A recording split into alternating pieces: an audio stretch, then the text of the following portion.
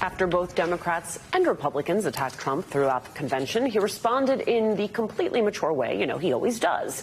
During Vice President Harris's acceptance speech, Trump had a complete meltdown on Truth Social, posting, get ready for this, 59 times.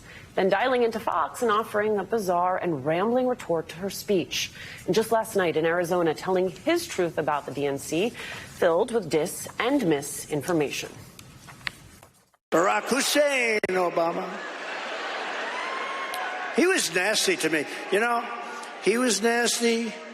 Michelle was nasty. They're all nasty. Nasty people. Kamala mentioned my name, I think, 21 times. She didn't mention the border. She didn't mention inflation. She didn't mention anything but my name over and over and over again.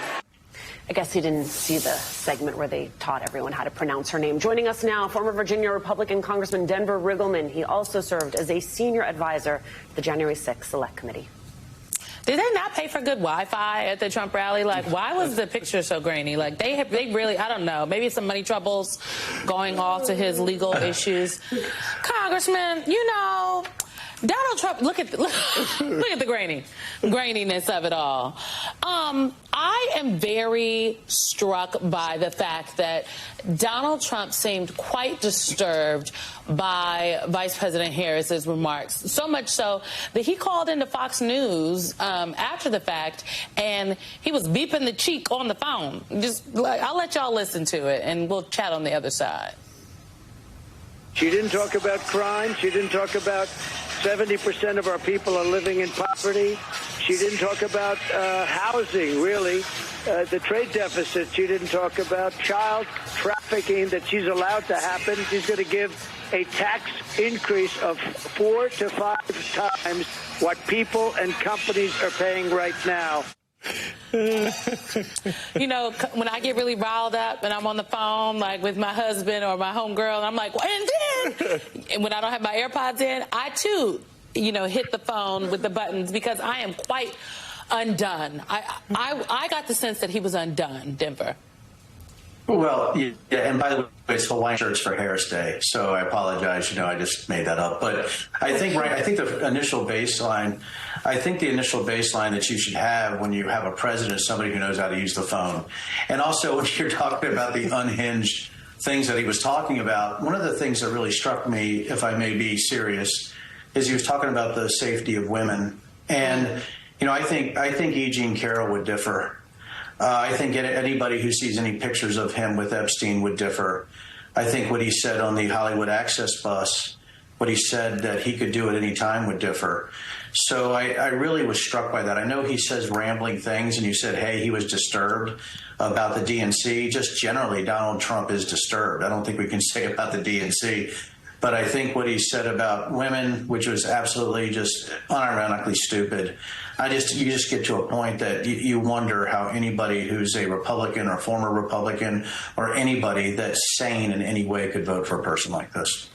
So on that point, so clearly Donald Trump knows he's got some issues he's got to clean up on, and he doesn't know how, so he'll just lie about them. So he tweeted out last evening 2 tweets which I took particularly notes on.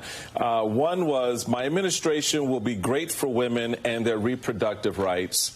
And the second one was, the Republican Party is charging forward on many fronts, and I'm very proud that we are, in all caps, a leader on IVF. So he thinks we're stupid. He thinks we're stupid. But what he also, I think, realizes that this issue, more than anything else, has cut deeper with American women. And in combination with everything you just said, makes his candidacy toxic for women and toxic for a lot of men. How effective do you think this lie is going to be, where he can just tweet out, hey, yeah, my administration is going to be great for women and Republicans are all in on IVF? Yeah, I think all they got to do is show commercials of J.D. Vance, right, Michael? That's that's it. He's losing. That's what's happening. He's losing. And I think when you saw the energy of the DNC, he also has some policy things that are rolling out that I don't know if he can react to in real time. And my hope is that the vice president and governor, I hope that they get on the road immediately. And I think if they can hammer home the points about his inveterate lying, the fact that he can't tell the truth, which is something that everybody should know, even the press, I think we're to a point right now that he knows he's losing. He has to try to recapture the message of pro-women after him bragging about destroying jobs, everything that he's actually been found liable for as a sexual assailant, everything that he said about women. Again, I think it just goes back to the fact that I do believe that women are the key to this election, and I think they are who are going to carry Kamala Harris and Tim Walz to victory, Michael. I just don't see how anybody with an IQ above, 100, would vote for anybody but Kamala at this point.